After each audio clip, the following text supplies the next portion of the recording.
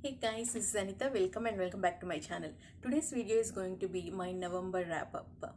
I completed 5 books in November. Unfortunately, none of them are 5 stars. One is 3 stars, one is 3.75, two of them are 4.25, and one is 4.5. But I'm going to talk about one extra book which I did not finish.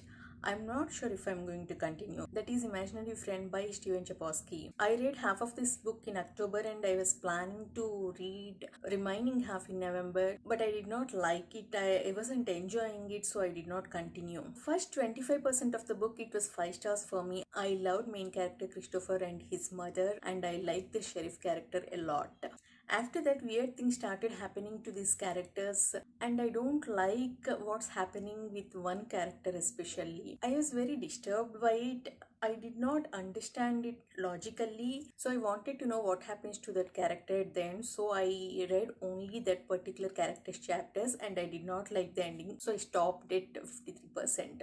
I still want to know what happens to Christopher and his mother, so I may come back to it at one point. But right now, what happens to this character is still fresh on my mind, so I don't want to continue at this time. Now let's talk about what I completed. First book I want to talk about is The Plague of Doves by Louise Edridge. Generations before, a white farm family is murdered, and people in that town lynch 4 Native Americans thinking they murdered that family. So this book follows stories of different characters from those two communities. When I read the premise of this book, I completely misunderstood it. I thought this is going to be a tough read. This is a tough read, but for totally different reasons. We got multiple POVs, I think 4 or 5. We see how these people connected to the characters involved in that incident. I like the first half of the book where we learn about that incident and where we are introduced multiple people involved in that incident. Out of all POVs, I like the judge's POV a lot, but I did not enjoy a couple of POVs. We get to know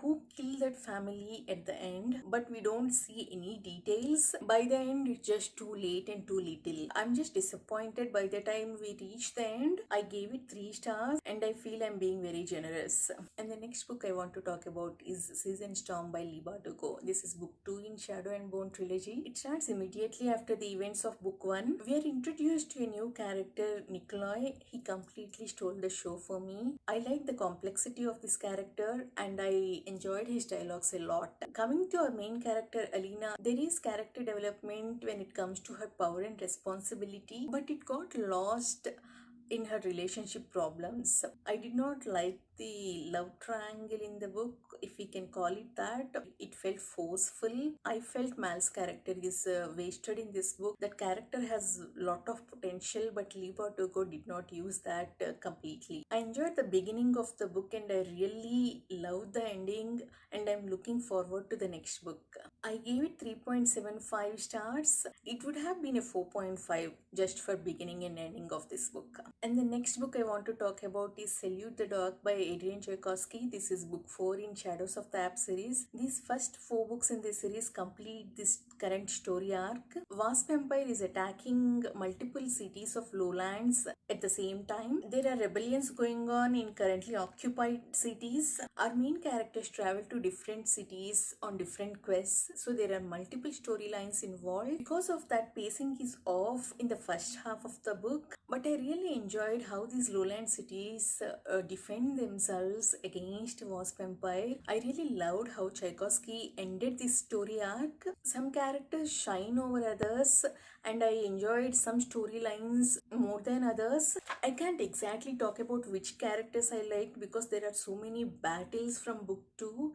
Some people survive and some don't. If you like battle scenes, sieges, and multiple storylines and different settings, don't miss this series. I really enjoyed these battle scenes and complete storyline irrespective of it having some problems. And the next book I want to talk about is Jade War by Fonda Lee. This is book 2 in Greenbone Saga. I enjoyed this book a lot. Fonda Lee is an exceptional writer, and her character work in this book is outstanding. Their individual struggles and family dynamics are what make this book great. Fondly includes her real life struggles in her storyline in a subtle way. I really loved the way she approached the double standard with which society looks at men and women in leadership roles. The world is expanded in this book. There are a lot of politics involved with other countries. While I didn't mind the politics and deals with them, one character travels to another country and we meet new characters and we see their lifestyle. While these new characters are introduced, I'm little bored with that storyline. I prefer the conflict between clans in Kekon. I wanted more of that. I wanted focus on that. That's my only complaint of this book. I also wished we got Aitmada's perspective. She's an amazing character and a formidable villain, and her strategies are perfect, but we don't see her planning. We see only after effects of her planning. I wish Fondarelli writes a novella which focuses on Aitmada. I gave only 4.25 stars